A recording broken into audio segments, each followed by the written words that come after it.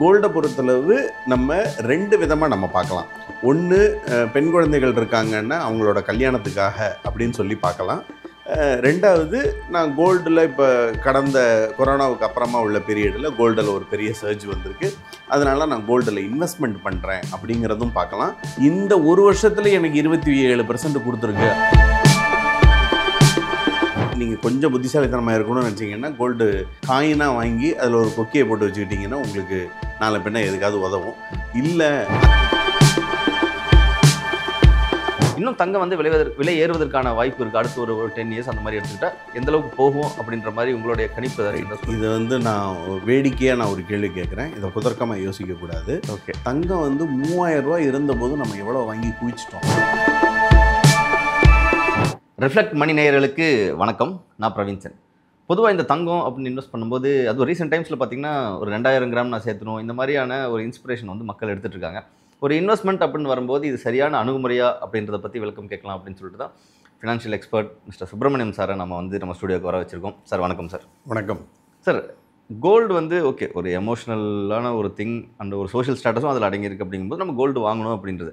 But ஆனால் இன்றைக்கி இருக்கக்கூடிய ட்ரெண்டை எப்படி நான் பார்க்குறேன் அப்படின்னா, தேவைக்கு அதிகமாக தங்கத்தை வந்து சேமிக்கணும் அப்படின்ற ஒரு மனநிலையில் ஹவுஸ் ஒய்ஃப்ஸாக இருக்கட்டும் இல்லை ஒரு ஃபேமிலி இருக்கிறாங்களா அப்படின்ற ஒரு கேள்வி இருக்குங்க சார். ஸோ இது நீங்கள் எப்படிங்க சார் பார்க்குறீங்க? பேசிக்கலாக அசட் அலோகேஷன் அப்படின்னு சொல்லுவாங்க. ஓகே, அசட் அலோகேஷன்னா இப்போ நம்ம சாப்பாடு சாப்பிடும்போது வெறும் சாதம் மட்டும் சாப்பிடலை, அதில் வந்து கறி, குழம்பு, காய் இதெல்லாம் போட்டு ரசம் ஒரு தடவை, வெத்த குழம்பு ஒரு தடவை, அப்புறமா மோர் ஒரு தடவை ஊற்றிட்டு தான் நம்ம சாப்பாடை நிறைவு பண்ணுறோம். இதுதான் அசட் அலோகேஷன். இதே ஃபார்முலா தான் நம்மளுக்கு அசட் அலோகேஷன்லேயும் வரும். ஓகே, வெறும் ஒரே ஒரு ப்ராடக்டை வச்சு நம்ம ஃபில் பண்ணிட்டோம் அப்படின்னா putting all eggs in single basket, ஒரே பேஸ்கெட்டுக்குள்ளே நம்ம கோல்டாக நம்ம வாங்கி குவிச்சிட்டோன்னு வச்சுக்கோங்க. At some point of time கோல்டோட ரிட்டர்ன் நம்ம எதிர்பார்த்த லெவல் வரல அப்படின்னு நம்மளால் அதிலிருந்து டைவர்சிஃபை பண்ண முடியாது. ஓகே, இது ஒரு விஷயம். பேசிக்கலாக அசட் அலோகேஷன் அப்படிங்கிற முறையில் நான் சொல்கிறேன். கோல்டை பொறுத்தளவு நம்ம 2 விதமாக நம்ம பார்க்கலாம்.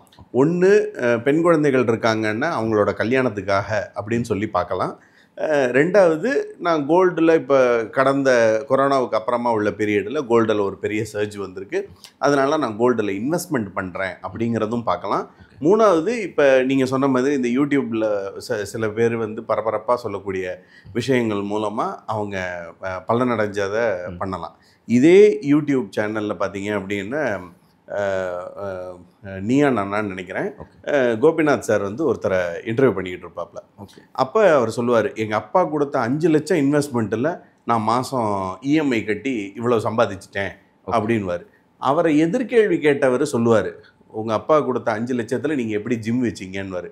இல்லை, நான் 5 லட்சம் கடன் வாங்கினேன், எங்கள் அப்பா 10 லட்சம் கொடுத்தாரு, அதில் தான் நான் பெரிய ஆளானேன் அப்படின்வார். ஸோ அப்போ அந்த உண்மை வந்து பாதியாக மறைக்கப்படுது. வெளியில் பார்க்குறவங்க வெறும் அவர் அந்த 5 lakhs போட்டு இவ்வளோ இன்வெஸ்ட்மெண்ட் எடுத்துட்டாரா அப்படிங்கிறத தான் பார்ப்பாங்க. பட் பேக் இதில் என்ன இருக்குது, திரைமறைவுக்கு பின்னாடி என்ன இருக்குங்கிறது அவருக்கு தெரியறதுக்கு வாய்ப்பில்லை, அவர் சொல்லவும் மாட்டார். அப்புறமா துருவி கேட்டதுக்கு அப்புறமா சொன்னாருன்னு வச்சுக்கோங்க. நான் கூட என்னோடய சேனலில் இதை ஒரு ஹைலைட்டாக சொல்லியிருக்கேன். என்ன, வெறும் ஒரு சைடு ஆஃப் காயினை பார்த்துட்டு நம்ம போயிடக்கூடாது அப்படிங்கிறதுக்காக நான் இதை சொல்கிறேன். இன்னொரு பக்கம் பார்த்தீங்க அப்படின்னா கோல்டை பொறுத்தளவு இந்த 2020க்கு அப்புறமா தான் இந்த சர்ஜ் இருந்தது. அதுக்கு காரணம் ஒன்று கொரோனா, ரெண்டாவது அடுத்தடுத்து ரஷ்யா வார், அப்புறமா இவங்க இஸ்ரேல் ஹமாஸ் வார், இந்த மாதிரி இருந்தது. இப்போ ட்ரம்ப் பதவியேற்றதுக்கு அப்புறமா அவர் எடுக்கக்கூடிய அதிரடி நடவடிக்கைகள் மூலமாக கோல்டோடது 8000 ரூபாய்க்கிட்ட போயிடுச்சு. பட் ஆனால் ஹிஸ்ட்ரி அப்படின்னு சொல்லி நம்ம ஒன்று பார்க்கணும். டேட்டா அதுதான் பேசும். நம்ம இப்போ உள்ள இந்த 4 வருஷத்தை வச்சுட்டு நம்ம டோட்டலாக பார்க்க முடியாது. டேட்டா என்ன சொல்லுதுன்னா 25 வருஷத்து ஹிஸ்ட்ரியோ 30 வருஷத்து ஹிஸ்ட்ரியோ நம்ம எடுத்து பார்த்தோம்னா கோல்டோட ரிட்டர்ன் 9 to 10% தான் இருக்குது. 2015 கோல்டோட விலை என்ன இருந்தது அப்படின்னு பார்த்தோன்னா இன்றைக்குள்ள விலை பார்த்தோம் அப்படின்னா நம்மளுக்கு தெரிஞ்சிடும். ஓகே, இந்த ஒரு வருஷத்தில் எனக்கு 27% கொடுத்துருக்கு, அதனால நான் எல்லாத்தையும் கோல்டில் போடுறேங்கிறது தவறான அணுகுமுறை. இன்னொன்று, நான் சொன்ன அசட் அலோகேஷன் பிரகாரம் நீங்கள் கோல்டு வச்சுக்கணும்னு சொல்லி நினச்சிங்கன்னா ஒரு 10லேருந்து 15% கோல்டு அசட் அலோகேஷனாக வச்சுக்கலாம். ஓகே. அப்புறமா பெண் குழந்தைகளோட கல்யாணத்துக்குன்னு சொல்லி பேசணும். இப்போ இந்த குழந்தைங்க பெரும்பாலும் நகையை விரும்ப மாட்டேங்கிறாங்க. இப்போ காலேஜ் கோயஸாக இருக்கட்டும், ஆஃபீஸ் கோயஸாக இருக்கட்டும், பெரிய லெவலில் நகையை பாதுகாப்பு காரணங்கள்னாலையும் இல்லை அவங்க போடக்கூடிய டிசைன்ஸ்னாலையும் விரும்ப மாட்டேங்கிறாங்க பெரிய லெவலில். ஸோ இப்போ இன்றைக்கி எங்கள் அம்மா வாங்கின நகை என் மனைவிக்கு பிடிக்காது, என் மனைவி போடுற நகை என் மகளுக்கு பிடிக்க மாட்டேங்குது. ஓகே. டிசைன்ஸ் வந்து மாறிட்டே இருக்குது. ஸோ ஒவ்வொரு தடவை நான் கூலி சேதாரத்துக்கு நான் என்ன பண்ண வேண்டியதாக இருக்குது, அதை மாற்ற வேண்டியதாக இருக்குது. ஸோ இந்த காரணங்கள்னால கோல்டில் நகையாக வாங்காமல் ஐதர் நீங்கள் கொஞ்சம் புத்திசாலித்தனமாக இருக்கணும்னு நினச்சிங்கன்னா கோல்டு இதில் போட்டு நீங்கள் காயினாக வாங்கி அதில் ஒரு கொக்கியை போட்டு வச்சுக்கிட்டிங்கன்னா உங்களுக்கு நாளை பின்ன எதுக்காவது உதவும். இல்லை அதை வீட்டில் பாதுகாப்பாக வைக்க முடியாது அப்படிங்கிற பட்சத்தில் நீங்கள் வந்து கோல்டு ETF, கோல்டு ஃபண்டில் நீங்கள் போட்டுக்கலாம். கோல்டு பீஸில் இன்வெஸ்ட் பண்ணலாம். அது லிட்ரலாக கோல்டோட டிரான்ஸ்லேட் ஆகுது. பெண் குழந்தைங்களுக்கு தங்கம் சேர்ப்பது ஒரு கடமை, அதில் ஒன்றும் மாற்றுக்கிறதே கிடையாது. அதை டிசைன் பார்த்து வாங்கணும்னு சொல்கிறேன். ஸோ என்ன ஏறிச்சோ அது எல்லாமே இந்த குழி சேதாரத்துலேயும் டெப்ரிசியேஷன்லேயும் போயிடும். அப்போ அதில் இன்வெஸ்ட் பண்ணி நம்மளுக்கு எதுவும் நெட்டாக கிடைக்காது.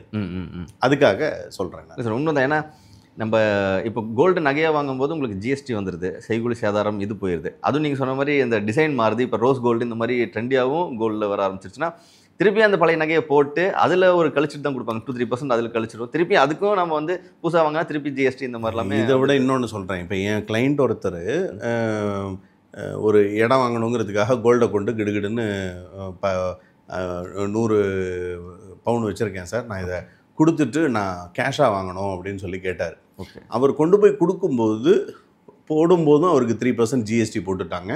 விற்கும்போதும் அவருக்கு வந்து 3% கம்மியாக தான் வாங்குவோன்னு சொல்லிட்டாங்க.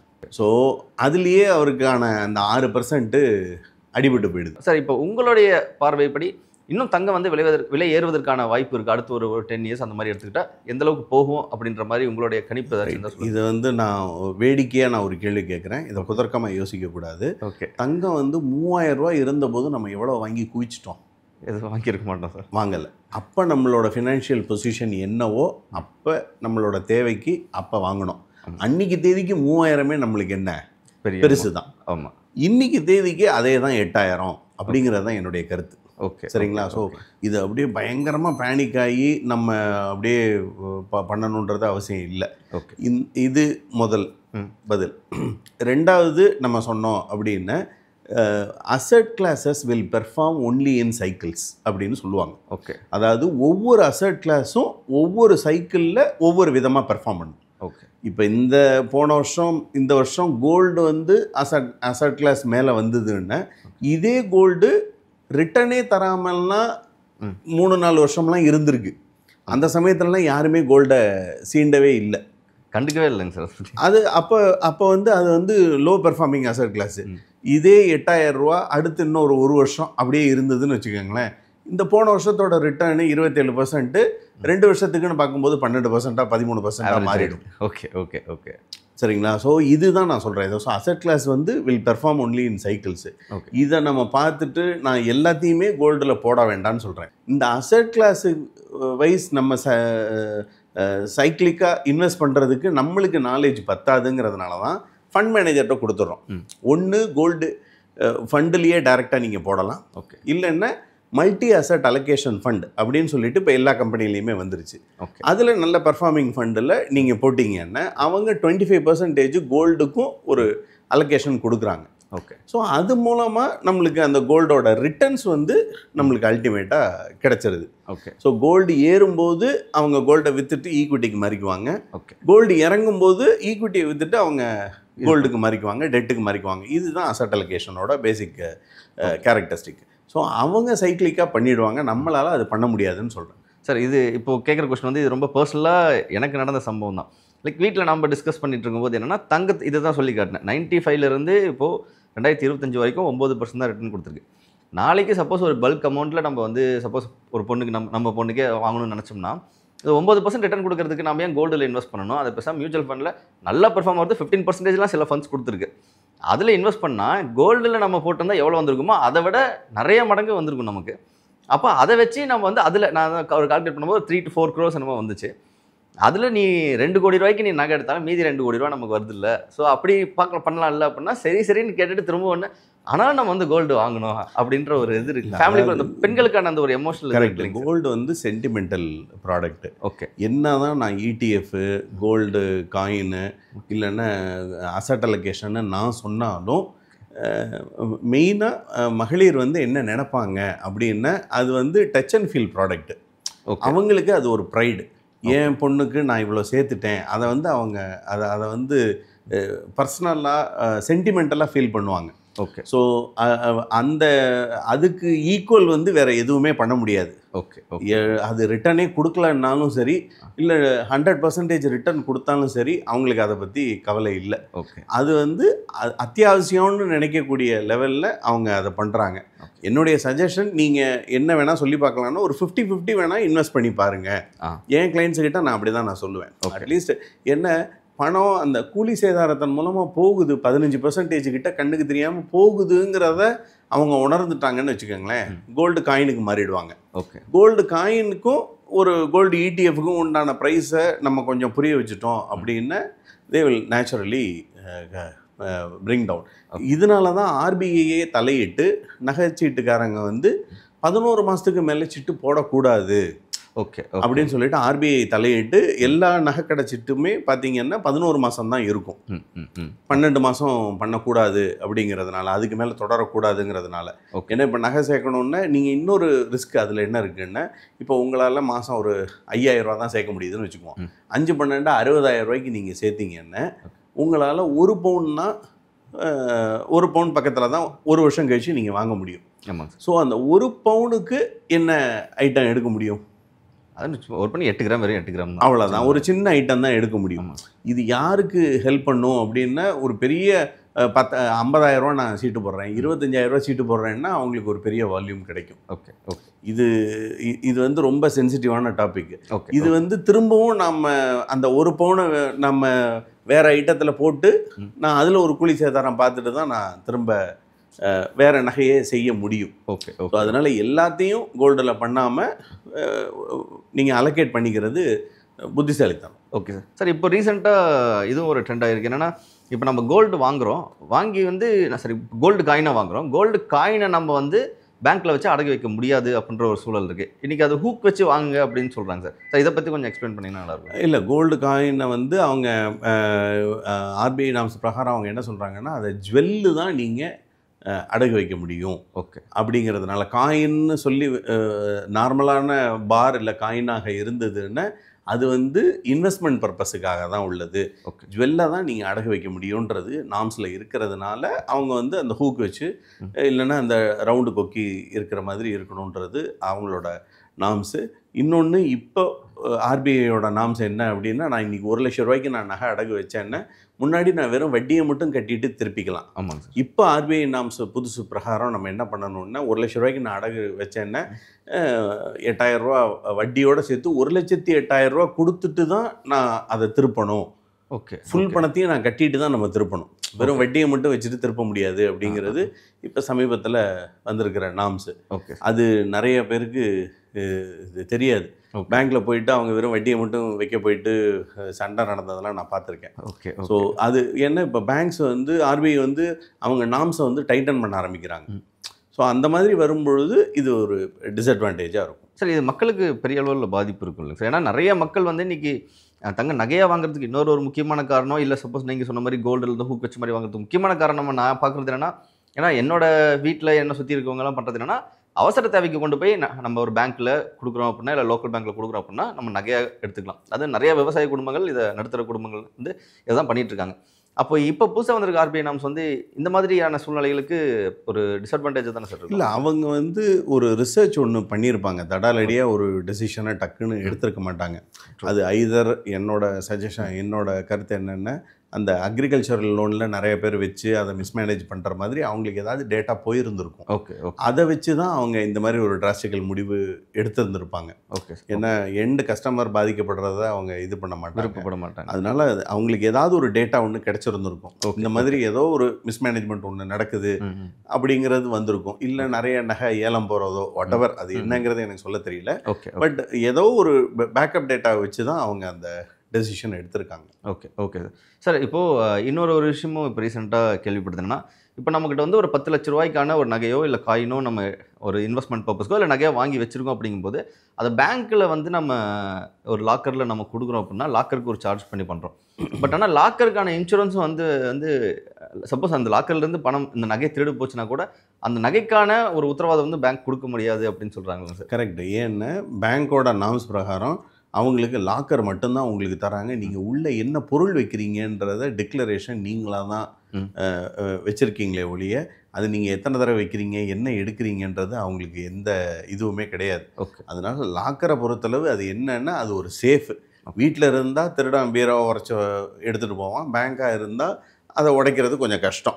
அவ்வளவுதானே ஒழிய மிச்சப்படி இந்த லாக்கருக்கும் இந்த லாக்கருக்கும் பெரிய வித்தியாசம் வந்து கிடையாது. ஸோ பேங்க்கை பொறுத்தளவு அவங்க அந்த லாக்கரை மெயின்டைன் பண்ணுறதுக்கான ஃபீஸ் தான் நம்மள்கிட்ட வாங்குறாங்க. அதுக்கு வந்து தனிப்பட்ட இன்சூரன்ஸ் கிடையாது. கரையான் செல்லரிச்ச கதைகள் நம்ம பேப்பரில் பார்த்துட்டோம். தங்க நகை வச்சு வேற நகை மாறினது நியூஸ்லலாம் வந்திருந்திருக்கு. இல்லை பேங்க்குக்கு ஒரு ஃபயர் ஆக்சிடென்ட் நடக்கும்போது தங்கம் உருகி இருக்கு, அது ரெக்கவர் பண்ண முடியாமல் போயிருக்கு, டாக்குமெண்ட்ஸ் போயிருக்கு. இந்த மாதிரி நிறைய விஷயங்கள் மிஸ் ஹேப்பனிங்ஸ் நடந்திருக்கு. பட் ஆனால் இதெல்லாம் அங்கங்கே நடக்கக்கூடிய நியூஸ் தான். பை டிஃபால்ட்டு ஜென்ரலாக பார்த்தீங்க அப்படின்னா இது பெரிய லெவலில் ஒன்றும் பயப்படுற அளவுக்கு ஒன்றும் இல்லை. Okay sir. அதுக்கு பேசாமல் நம்ம ETF மியூச்சுவல் ஃபண்ட்ஸில் போட்டாலுமே ஏன்னா அண்டர்லைங் அசெட் வந்து கோல்டு தானேங்க சார் இருக்குது. கோல்டு ETF மியூச்சுவல் ஃபண்ட்ஸில் அதுதான் அண்டர்லைனிங். பட் அதுக்கே நானே வாதாடுற மாதிரி ஆகிடும். பட் உண்மை அதுதான். உங்களுக்கு எண்ட் ஆஃப் டே தேவை கோல்டு. என்ன, நான் இப்போ நகை வாங்குறதுக்கு பதிலாக நம்ம வந்து ETF-ஆக வாங்கி வச்சுட்டோன்னா அதே வேல்யூ கிடைக்க போகுது. அதே உங்கள்கிட்ட கையில் இருக்கிற ரூபாய்க்கு 500 ரூபாய்க்கோ 1000 ரூபாய்க்கோ கூட ETF கோல்டு ஃபண்ட்ஸில் நம்ம இன்வெஸ்ட் பண்ண முடியும். எல்லாமே இருக்குது. இப்போ நான் சொன்ன மாதிரி சர்டிஃபிகேட்டை தொலைஞ்சு போச்சுன்னா உங்கள் பேன் நம்பர் போதும். எந்த பேன் நம்பரும் உங்களுக்கு தெரியலையா, உங்கள் ஜிமெயிலில் இருக்கும். ஜிமெயிலும் உங்களுக்கு தெரியலையா, எந்த அட்வைசர் மூலமாக போட்டிருக்கீங்களோ அவங்க மூலமாக போய் கேட்டுக்கலாம். ஸோ அடுக்கடுக்கான பாதுகாப்பு இருக்கு. டிஜிட்டல் கோல்டுன்னு வரும்பொழுது, பிசிக்கல் கோல்டுன்னு வரும்பொழுது அதுக்கான டிஸ்அட்வான்டேஜஸ் இருக்கத்தான் இருக்கு. Okay sir. Thank you so much sir. ஏன்னா இதை பற்றி கொஞ்சம் எலாபரேட்டாக பேசணும். இன்டர்நெட்டில் பார்க்குற பல விஷயங்கள் இருக்குது, நல்ல கருத்துக்கள் இருக்குது, கெட்ட கருத்துக்கள் இருக்குது. அதே மாதிரி எதை நம்ம இன்ஸ்பயராக எடுத்துக்கணும், அதை எடுத்துக்கிட்டு நம்ம சரியான வழியில் போகிறோமா அப்படின்றது ரொம்ப முக்கியமாக முன்வைக்கப்படுற கருத்தாக இருக்குது. ஸோ அதுக்காக தான் இந்த கோல்டுலேயும் பார்த்திங்கன்னா நம்ம ஒரு இன்ஸ்பிரேஷன் எடுத்துக்கிட்டு நான் வந்து எனக்கு 2000 கிராம் நான் வந்து சேர்க்கணும் அப்படின்றதெல்லாம் ஒரு இன்ஸ்பிரேஷனாக எடுக்கிறது சரியான ஒரு ஒரு முன்னுதாரணமாக இருக்குமா அப்படிங்கிறது தான் உங்கள்கிட்ட கிளாரிஃபிகேஷன் கேட்குறேன். இதே 2000 கிராம் மாதிரி நான் நிறைய கஸ்டமர்ஸுக்கு, எங்கள்கிட்ட வர்ற கஸ்டமர்ஸுக்கு நீங்கள் இத்தனை உங்கள் பையனோட இதுக்கு இத்தனை 1000 யூனிட் வைங்க அப்படின்னு சொல்லி நான் மோட்டிவேட் பண்ணி நான் அவங்கள பண்ண சொல்லியிருக்கேன். அது இன்டர்ன் பார்த்தீங்கன்னா அவங்களுக்கு வந்து இதை பார்க்கவே மாட்டாங்க, மார்க்கெட்டை பார்க்க மாட்டாங்க. எவ்வளவு சீக்கிரமாக என் பையனுக்கு 10,000 யூனிட் நான் சேர்க்குறேன் அப்படிங்கிறத தான் பார்ப்பாங்க. ஸோ அது ஒரு பீரியட் ஆஃப் டைம் பார்த்தீங்க அப்படின்னா நீங்கள் சொன்ன இந்த 2000 கிராமை விட இந்த 10,000 யூனிட்டுன்னு நம்ம சேர்க்கக்கூடியது பெரிய பலன்களை தந்திருக்கு இதுக்கு முன்னாடி வரைக்கும். நம்ம ஏற்கனவே ஒரு வீடியோவில் கூட நம்ம பேசியிருந்திருக்கோம். கோல்டோ இது வந்து மியூச்சுவல் ஃபண்ட்ஸில் 10 ரூபா NAV 100 ரூபா NAV-யாக மாறி 1000 ரூபா NAV-யாக மாறி இப்போ 4000 ரூபா NAV வரைக்கும் வளர்ந்த மியூச்சுவல் ஃபண்ட்ஸ் எல்லாம் இருக்குது 30 வருஷத்தில். 400 மடங்கு வளர்ந்த கதைகள்லாம் வந்து இருக்குது. 10 வருஷத்தில் 10 மடங்கான மியூச்சுவல் ஃபண்ட்ஸ் எல்லாம் இருக்குது. 10 வருஷத்தில் 10 மடங்கு தங்கம் வளர்ந்துச்சான்னு இல்லை. ஆமாங்க சார். 800 ரூபா ஒன்றும் 8000 ரூபா ஒன்றும் ஆகலை. ஆமாம். 4000 ரூபா தான் 8000 ரூபா இருக்குது, இல்லை 5000 ரூபா தான் 8000 ரூபா இருக்குது. நான் சொல்கிறது லைவ் டேட்டா. நீங்கள் ஃபண்டு பேர் கேட்டால் கூட என்னால் சொல்ல முடியும். ஸோ அவ்வளவு தூரம் நம்மளுக்கு கைப்பொண்ணுக்கு கண்ணாடி தேவையில்லை, உள்ளங்கை நெல்லிக்கனி போல் நம்மளுக்கு அது இருக்குது. ஆமாம். ஸோ 10 ரூபா வாங்கினதெல்லாம் 100 ரூபா 1000 ரூபாலாம் ஆன ஃபண்ட்ஸ் எல்லாம் இருக்குது. கன்சிஸ்டண்ட்டாக 15% 17% வருஷா வருஷம் மார்க்கெட்டோட அப் டவுனெல்லாம் தாண்டி கொடுத்த ஃபண்ட்ஸ் எல்லாம் இருக்குது. ஸோ மியூச்சுவல் ஃபண்ட்ஸ் வந்து ஆல்வேஸ் ஒரு சேஃபர் வெஹிக்கிள்.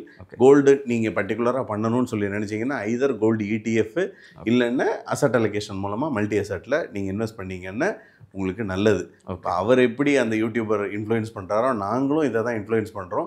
பட் மக்கள் வந்து அவங்களுக்கு என்ன வேணும்னு நினைக்கிறாங்களோ அதை தான் எடுத்துக்கிறாங்க. ஆனால் இது எல்லாம் ஓவர் பீரியட் ஆஃப் டைம் தான் வந்து புரிய வரும். ஆமாம், நான் இந்த இது தப்பாக எடுத்துட்டேன், இது கரெக்டாக அன்றைக்கே கேட்டிருந்துருக்கணும் அப்படிங்கிறது பின்னாடி தான் தெரியும். காலம் தான் பதில் சொல்லும். Thank you sir, thank you so much studio வரைக்கும் வந்து இந்த கொஷின்ஸ்லாம் கிளாரிஃபை பண்ணதுக்கு. அண்ட் நெக்ஸ்ட் வீடியோவில் வந்து ஸ்பெஷலாக ஒரு செக்மெண்ட் என்னென்னா, இதை பற்றி சந்தேகங்கள் கேட்கக்கூடிய நம்ம ஆடியன்ஸ் இருக்காங்களே, கேள்வி பதில்களாக பண்ணுவோம். லைவ் கூட ஒரு ஆடியன்ஸ் வச்சே கூட நம்ம வந்து கண்டிப்பாக கேட்கலாம் சார். Thank you sir, thank you. நன்றி. வாழ்க பணமுடன்.